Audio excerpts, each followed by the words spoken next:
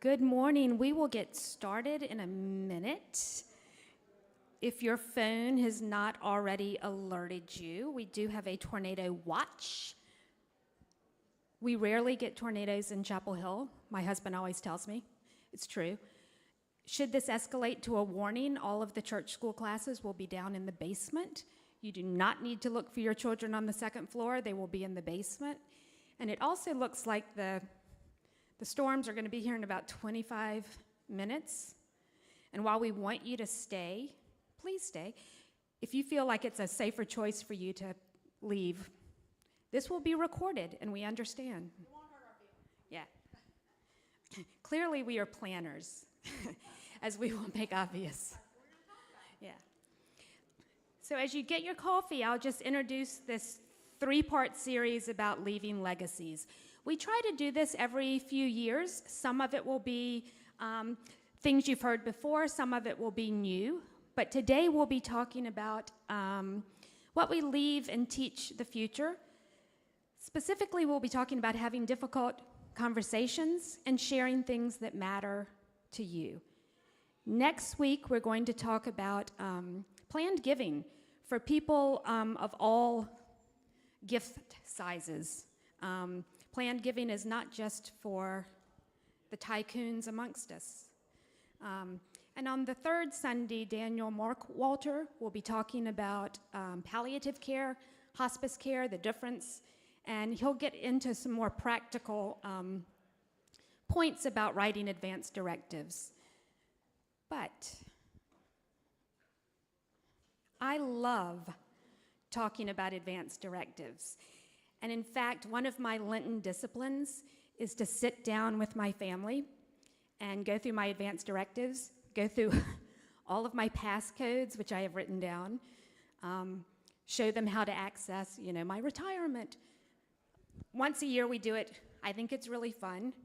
I even have advance directives for my dogs, which has been incredibly useful because when the vet says we have this very expensive test we'd like to run, I say, oh, darn. Have you seen my advance directives? You've got them on file.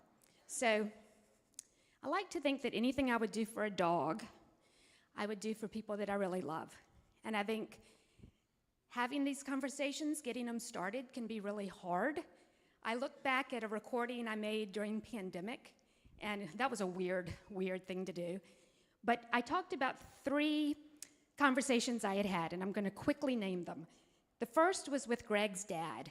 When he was about 2 weeks from death, he was admitted to UNC Hospital.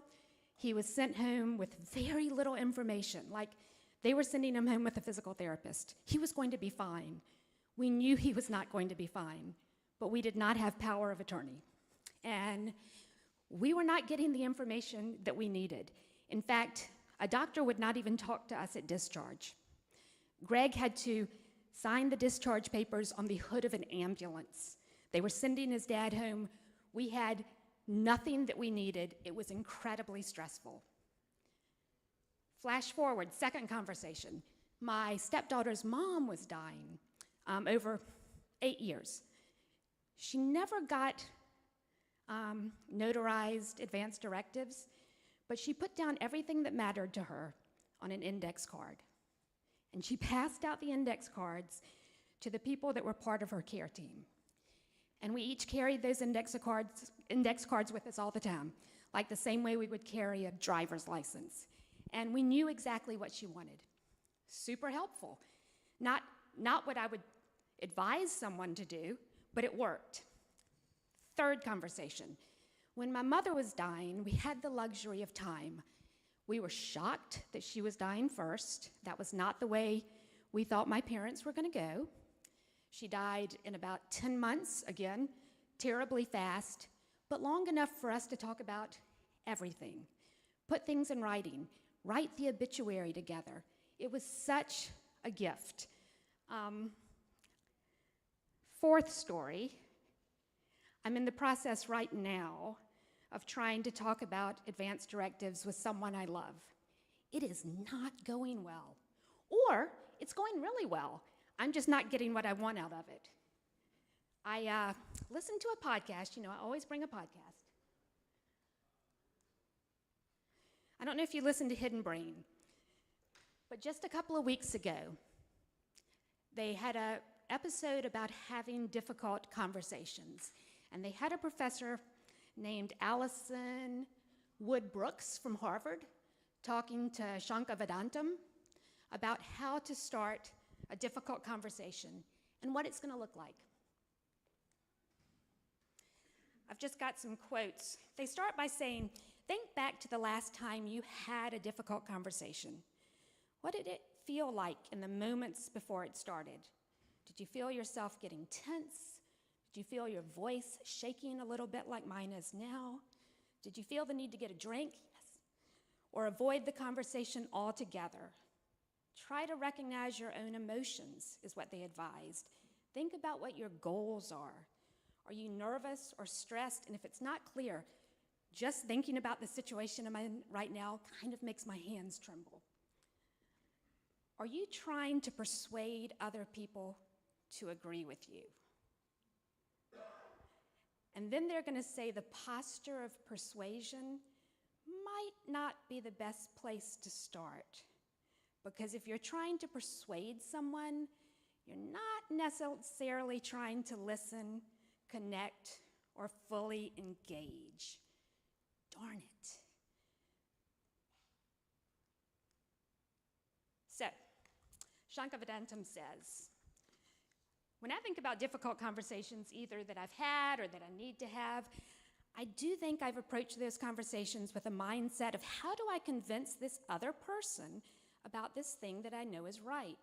Now, I'm trying to persuade all of you right now to believe as I do that advance directives are incredibly important. But again, maybe not the best posture to start with.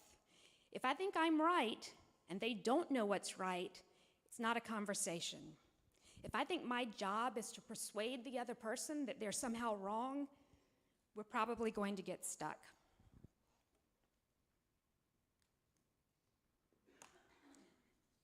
So then the professor, Allison Woods Brooks, responds, almost everyone has a deeply held human instinct to feel like you're right and you want to persuade other people to see your point of view and to persuade them to agree with you. It's just not an effective mindset. It's not an effective behavior in the context of a live, unfolding dialogue because it's impossible. It's so difficult to be on the receiving end of that. It's hard to continue to listen and engage in the ways that you need to even keep a conversation going. Okay. So when you feel stressed, when you feel anxious, our instinct tells us to try to calm down. Get your hands to stop shaking, take a deep breath, and try to get rid of that emotion. And people go to great lengths to do that, and it doesn't work because you have to reduce your physiological arousal. You have to try to get your racing heart to stop. You have to try to get the cortisol in your body to reduce its levels. Things are really hard to control. You can't. But you can try to reframe the feelings you're having from a negative emotion to a positive. So if you're feeling stressed, you can say to yourself, I'm just really excited about this conversation. Or if you're feeling frustrated, you're just really passionate about what matters. And I feel like this kind of takes us to the gospel reading today. This is one of my chickens. They really do take the baby chicks and tuck them under their wings, and you go into the coop and you're like, where are the baby chicks? And they're hidden underneath there. But I hear Jesus in his frustration in the gospel reading today when he's like, I tried to tell you. You wouldn't listen. I wanted to take care of you. You wouldn't let me. That's how I'm feeling right now. So how do we reframe that? How do we enter into a dialogue? How do we enter into a parable that will help everyone feel authentic? Yes, Sankey. But wait until I give you a microphone.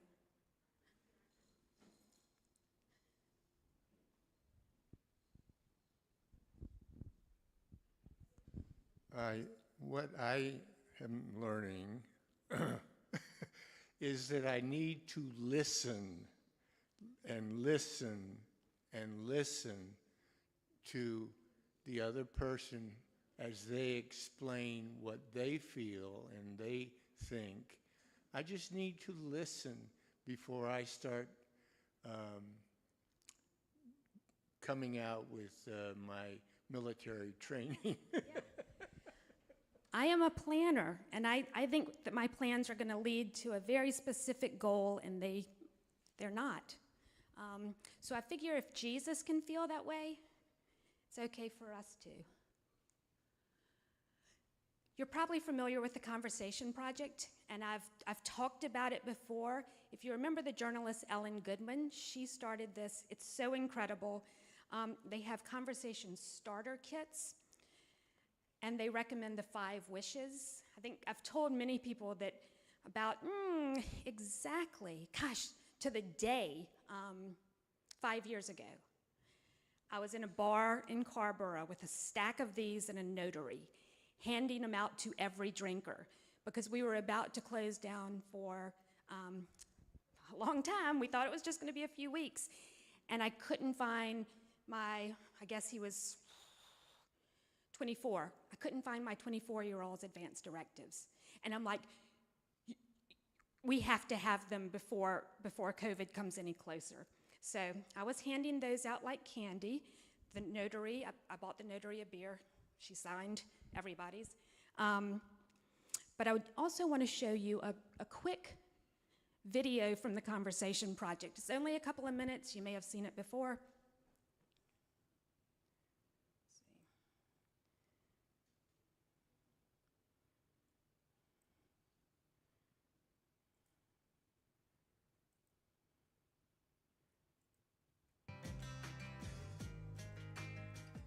Who would you want to make medical decisions for you if you were unable to make those decisions for yourself? That's the question we're asking out here today. I'm Joanne Endo with the Conversation Project, and we're here to promote our new Healthcare Proxy Starter Kit. If you had to guess, at what age do you think that experts recommend you choose a healthcare proxy? 25. Mid-50s, maybe 60. I'll say 21. I would think the experts would say as soon as you form an emotional or legal partnership with someone. So would it surprise you to learn that experts actually recommend age 18 and up? Yeah, no, that is surprising, absolutely. No, I'm surprised by that. 18. It's a bit surprising. I can see the logic, but it just seems so early. Why do you think it's 18? Because before then, you legally have a healthcare proxy in your parents, and after then, you don't have one. Can you think about why they probably recommend over 18?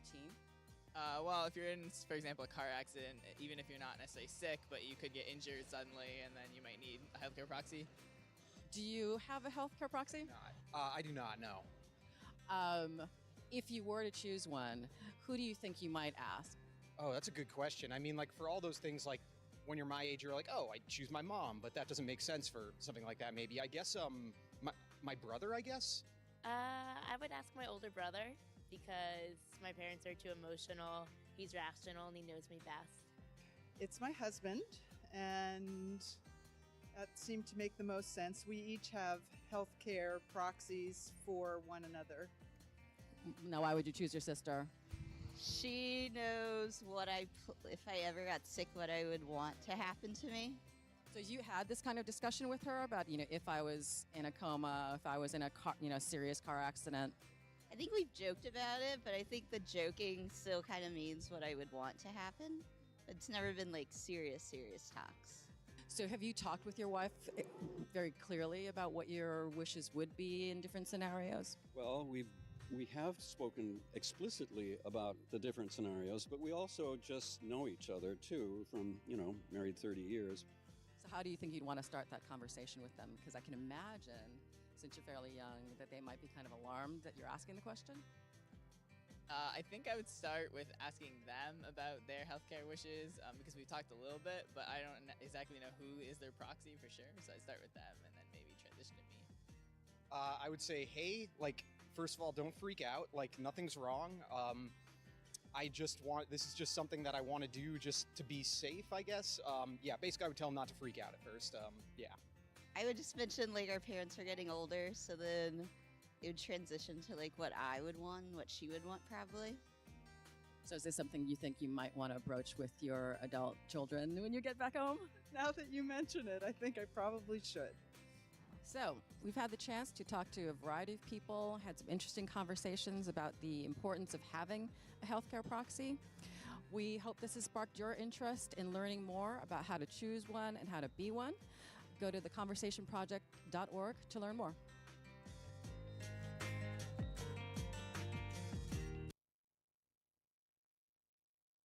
So theconversationproject.org has amazing resources. It has you can dive in and find videos. You can find the paperwork you need. You can find encouragement. You can find special sections for people who are spiritual, religious.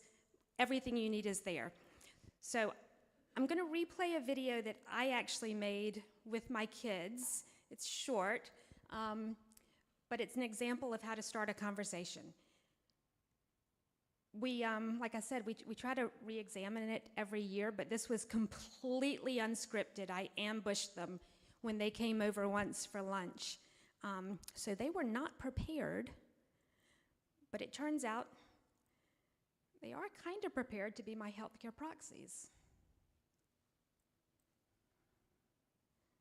All right, guys and dog. Y'all know I love the 5 wishes, and I want to have a conversation that we can show the church. Yeah. Just to show how easy this is. Okay, first off, when should you get a healthcare proxy? At what age does everyone need a healthcare proxy? Go. 18. Yes. That's what I was gonna say Yes. too. So Read my mind. each of us has one.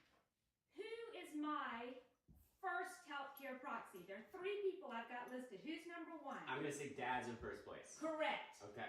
Who do you think is number 2? The son that you love more. Okay, it's the one who answers his phone. Zan. Zan. Oh. Zan. Yeah, the one that you love more. I love you both equally, but Zan is more likely to answer his phone in an emergency. He's I healthcare got a lot proxy going on. number 2. Okay, who's your healthcare proxy, Jones? You. Yeah. How about you, Zan? You. But you didn't have to choose me. You could choose anybody else over 18. You could choose, a friend. That's true. The local Pizza Hut stopped taking my calls though. So, Yeah, okay, all right. So I'm going to ask you some questions to see how well you know my end-of-life wishes, okay? Sounds good. How about if I am on life support with no chance of recovery? Let's just jump to the big question. Do you think that I want to remain on life support, or do I give you permission to turn it off? I think that we have permission to turn it off. That's right. Second that. Yes. And I will say that whatever you do is the right thing. I trust y'all with Dad to make Clearly you trust one of us a little more, but really good decisions. Once you make them, don't second guess them. That said, these are some real questions in here. Do you think I would like someone to, let's say I'm unable to care for myself. Do you think I want somebody to, let's say, brush my hair and perhaps pluck the hairs off of my chin? yes. Yes, good, I do. Do you think that I want the TV on in my room? What channel? Yeah. I need more information here. All right, let me rephrase that. Would I rather have the TV on or music on? Music. Right. I trust either of you to choose music, but what would you choose? The good kind of music. I would say only 86 to 92 era Bowie. Because it's got like some glitz and some glam, keep you motivated, keep you upbeat. Sure. You want somebody to brush your hair? I'm going to brush it down just like this. Yeah. All right. Let's see what else. Do you think I want somebody like massaging my body all the time? Based on the way you deliver that line, no. I don't. Some people might like that, but I do like a good foot rubbing, though. Maybe. Well, you've got your number 1 son here to choice. Do you think I want to die at home? Yes. Yeah. Where do I want to be buried? At the church. Yes. So do you think I want communion at my service?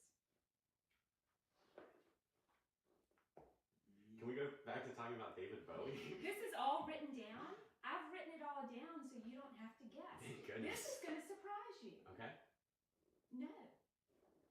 See, you wouldn't have known. You didn't know. I didn't. I wrote it down. I've got my reasons, as my mother used to say. But, you know, like Bevan's not a Christian. Neither is her husband, Anise. I don't want them to feel excluded. So I have decided I do not want communion. But aren't you glad I wrote that down? Thank goodness. Because we didn't see, have to otherwise make that you would have thought like, of course she does. Yeah. Right? Right? So You love those waivers. y'all have already filled these out. We have. You did not fill out everything because you don't have to.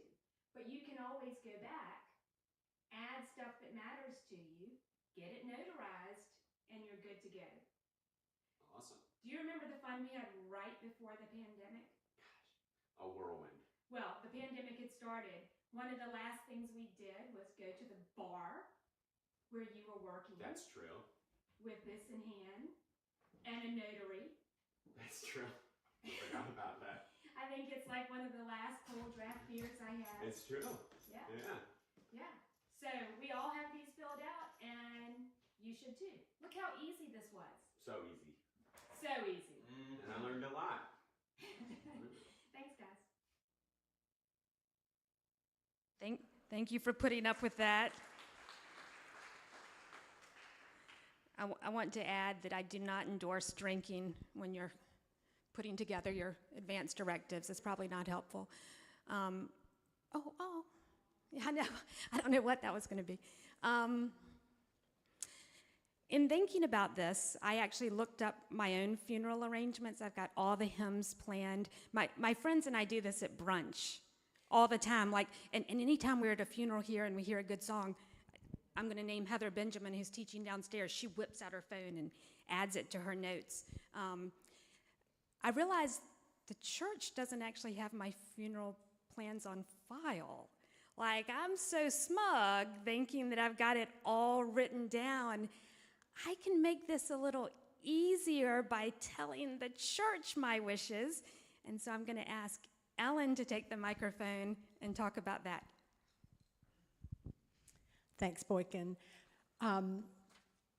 She did a great job with all that. I'm going to just chime in a little.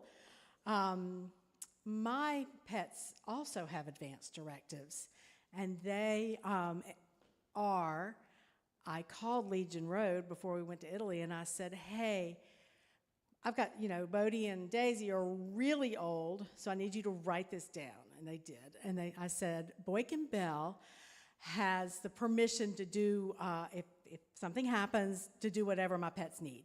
And she knows what that need would be. And they actually wrote it down. So I left Boykin in charge of our very old pets. And that really was a comfort because the young man who pet sits, I didn't want him to have to deal with that. That's a lot of responsibility. So thank you, Boykin, for that. And then I also, just thinking about family members, y'all know I have walked the journey with two very close family members in the past 5 years, and the greatest gift my mother and sister gave my brother and I were advanced directives. They had it all in place: healthcare power of attorney, wills. My mother had a legal pad. Her attorney would not let her put this in her will, but she had legal pad written down 1, 2, and 3. That was my sister, my brother, and myself, 1, 2, 3, who got what she thought that we would like from her house. That was lovely. It made a lot of great conversation. Why did she think I wanted that? Or she knew I always loved that. My sister had everything buttoned up tight, and it meant we could concentrate on them. And we didn't have all this scrambling to do to figure out what their desires were. So it really is, okay, I'm persuading, sorry. But it really was a great gift. And moving to gifts, y'all know I love a handbook. Just love a handbook. And the Chapel of the Cross has a handbook for you. It's called the Blue Funeral Folder. I've got some of these here. I can send you a copy digitally. It's just for you to think about all the things that Boykin was talking about. What hymns you like. Are you a Rite One person? Are you a chapel person? Would you want Eucharist? Do you think it's going to be a lot of church members who are going to know that really long 8 stanza hymn that you want to sing? You got to think about that, because if nobody's singing, it gets kind of long. But all that is in this notebook, and it is. I have filled mine out. It definitely makes you think. Ashes to ashes, dust to dust. But it's just good questions. Where do you want to be buried? What, do you want to, are you going to be cremated? Do you want a full body burial? All those things are in here. If you fill them out from what I call a position of strength, when you have time to think about it, when you have time to Google the hymns, when you have time to talk to your family and say, oh, this is kind of what I want. I think it gives you, just going forward in life, peace of mind. We've got a planning guide that if you leave this somewhere where your family will look, it has actually the steps. It's a really beautifully written. Starts with preparing for death, planned giving, what happens at the time of death. All those things are in this guide, and then we also have the list of not even suggestion, but hymns that are often used at funerals. And the readings that you would choose from. And then there's place on the worksheet for additional information. Perhaps you have a poem that you love that you would like your family to read, or would be on the back of the bulletin. So all that is in here. There are a couple of great resources online. And it's very hard to say, and sorry I didn't have a cool PowerPoint. I've been out of town all week and I didn't get there. But it's called Hymnary, HYMNARY.org. You can Google those hymns and say, oh, I think I like that one. What is that one? And then also the Book of Common Prayer is online. And so if you wanted to kind of read through the services and remind yourself what the difference in the language is for a Rite 1 and a Rite 2 service, those are 2 great resources. And we also have books of common prayer that you can take from here as well, that we give out for people. So all that is here. And so let's say you do that. You get a blue packet and you take it home, and you just think about it. It may sit on your dining room table for months, but at some point you start thinking about it and maybe talk to your family. Maybe that sparks a conversation with your family. Hey, what's this, Mom? And you're like, well, let's talk about it. You fill all that out, and then Elizabeth Marie asked that after you get that done, make an appointment. Again, not a hurry, but at some point you make an appointment with one of the priests and just kind of talk through it to make sure that you're on the same page. For instance, and I'm not going to get into liturgy because there are clergy back here who could do that, but you may have 4 favorite poems that you want at your funeral service instead of gospel readings, but you want to have Eucharist. So when you talk to the priest through that, they're going to talk to you about the rubric that we use for a service. You may be able to have a poem during that, but we also have to follow the Book of Common Prayer. So the priest is going to talk with you about that, and just make sure we're all on the same page. And then this just stays on file here. Filing cabinet up in my office, and it's just here. You can let your family know my plans are at church. A lot of people make copies of them, and a lot of people revisit them. We've got 5-6 years later, maybe you've heard a hymn at somebody's funeral, or you just want to think about it. Maybe one of your children has married someone who's not Christian, and you do want to rethink Eucharist. All that. So this is not. It's not set in stone. It's not in your permanent record, but it's here. If for your family and for your peace of mind. Kind of moving forward, another question, let's just say you do die and we do have the funeral here. There are other things to think about as well. If you're going to be buried here, of course, it's an ashes-only service. Maybe you're going to wait to be buried. We have folks' ashes under the altar. I don't know to me, it's just the most tender thing to think about. They're still with us worshiping. They're still part of the body of course, the body of Christ, but part of our congregation until it comes time for their burial. So that's an option. And then we, of course, engrave names on the stones, and some family members choose to have their name engraved at the same time. They would like those names to be together. So that's an option that we offer as well. At one point before I came here, we did leave blank spaces, but that just gets a little messy because all of a sudden, like, somebody has to remember who that blank space is for. So, and that person would probably be me, and I can't do that. So now we just ask that if a family member wants their name adjacent, just engrave it at the same time, and obviously leave the date of death blank. And then, and again, so you can have your ashes stored here, you can have your forms stored here. It's all here. Just try to make it easy for you. Make it so you can have these conversations with your family.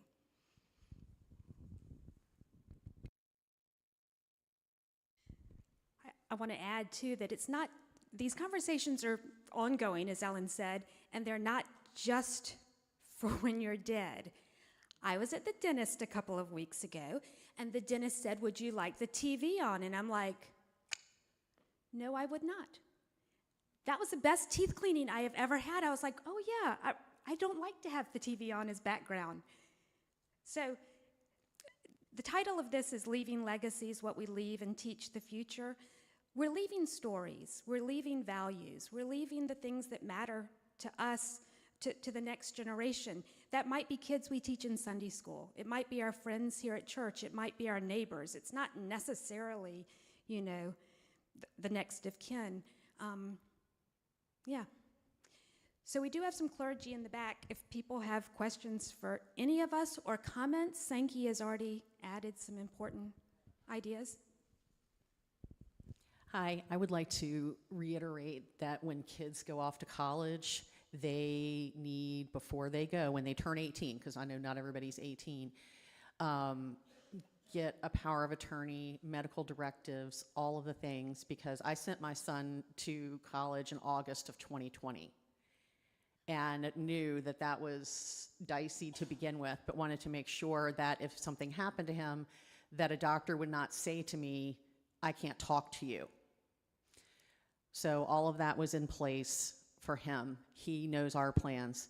Fast forward to the fact that he graduates from college, we are revisiting things, and I said, well, now that you are a full-fledged adult and you have a minor sister who has guardians named, if something happens to Dad and me, do you want to finish raising your sister?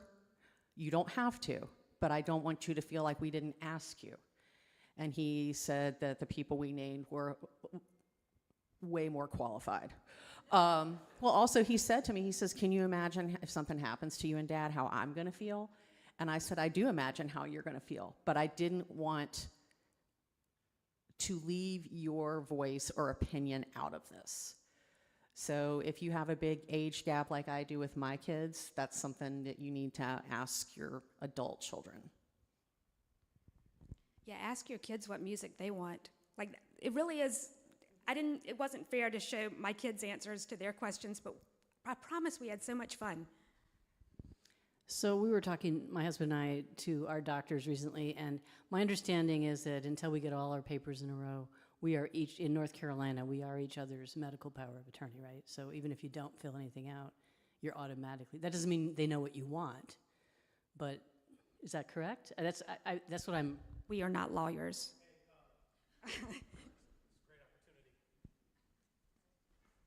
What a magnificent question you ask. Because I deal with this, unfortunately, far too frequently with my foot in the church. Will you introduce your bivocational self? Sure. Scott Balderson, your deacon here at the Chapel of the Cross with this foot. Then my other foot, I work in thoracic surgical oncology at Duke as a physician assistant. The population of patients with whom I work, very, very vulnerable and are sort of facing their mortality each and every day. So these conversations that we're talking about, I'm sort of in the back, like this is incredibly important. And it's funny, I had a question, a situation with a patient just this week when I was talking to a patient and the subject of advanced directives and healthcare proxy came up. And I said, so I'm assuming you've got this documented, should be pretty easy, there's your husband right there. And she goes, well, I mean, I call him my husband, we've been together for 35 years, and everybody knows, but we're not actually married.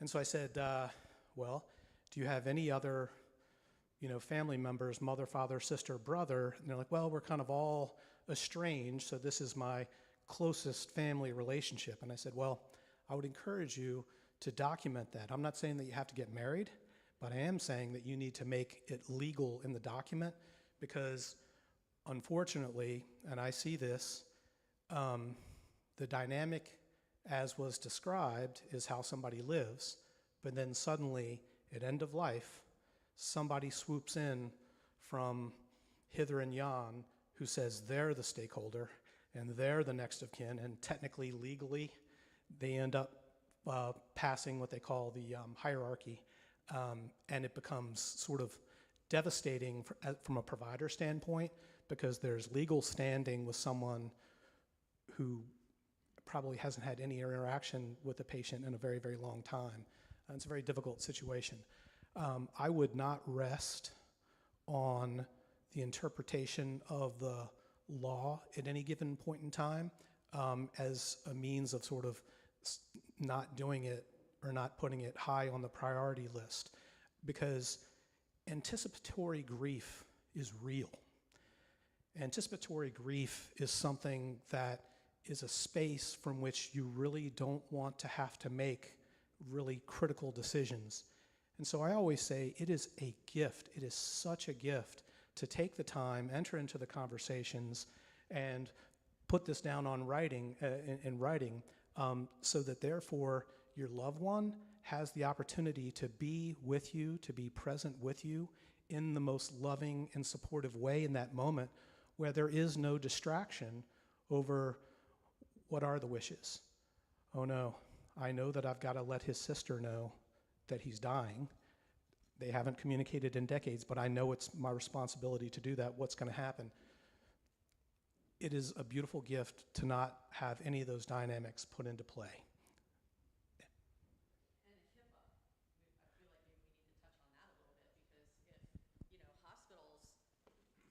Thank you. Hospitals look at papers and you sign off on your privacy and say, you can only talk to X and Y person. And they will take that all the way through. They will not talk, you're like, well, but Scott is my best friend and he's here with me right now. They're like, get out, Scott. Even with spouses and stuff like that, so list it on your doctor's forms when they say, who can we discuss your health with? Who can we discuss these decisions with? Basically, your best friend is going to be to document everything everywhere. And yes, in an emergency, I think we're getting back to this, like if you all are in there, you go to the hospital with your husband, I think that they will turn to that person.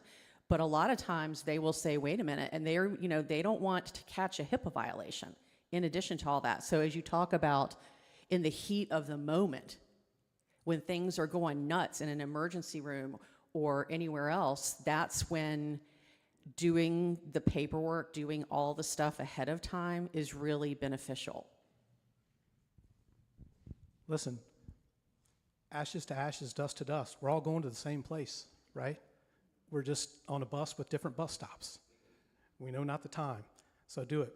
One thing, and I'm giving this right back to you, the other side of this, I just want to share a very cool experience, because it is such a gift for us to be able to meet with folks after they make their funeral arrangements. We had a surgeon that I'd worked with for a very, very long time passed away, and he had a deterioration that affected his speech so that he couldn't communicate with his family.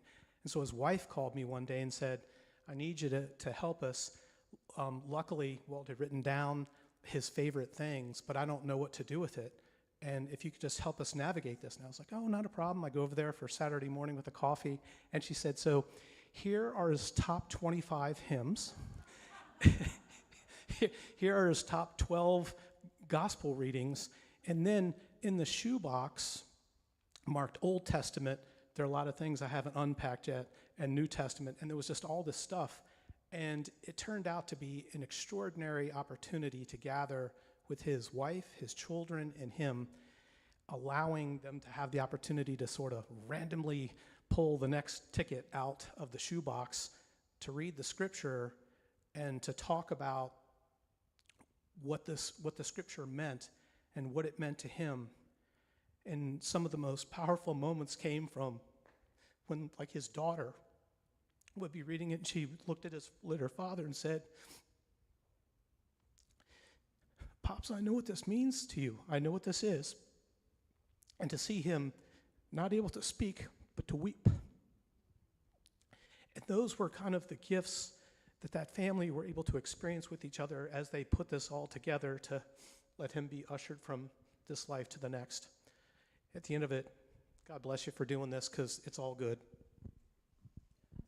We danced around that question because none of us are actually attorneys. But did you sort of got the answer that you needed? I will say from personal experience, recent experience, someone who I love very much and I've been a very integral part of the care team, does not have a power of attorney. His next of kin, his wife, was not answering her phone, and we were stuck in the hospital.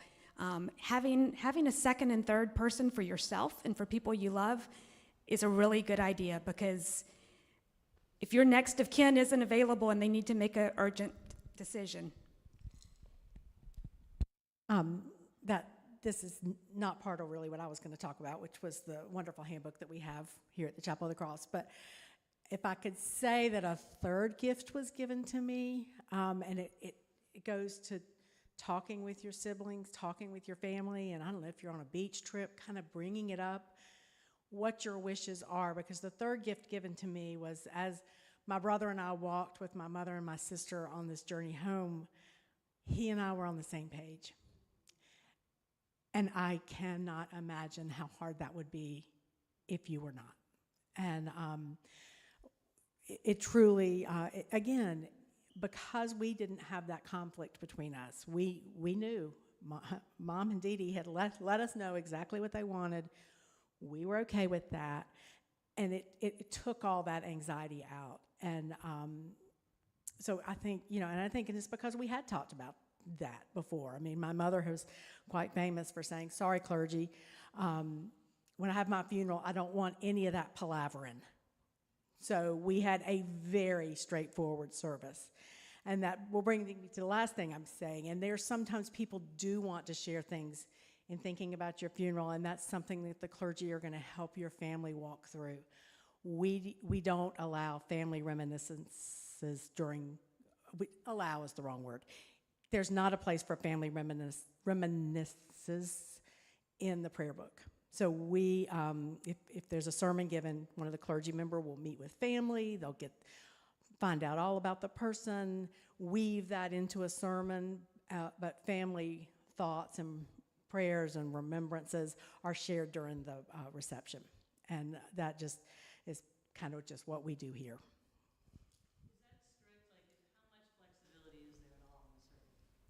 The question was how much flexibility is there? How much flexibility is in the Episcopal liturgy? Well, that's what you would, after you fill out your handbook, that's when you would meet with the clergy and they would talk with you through that.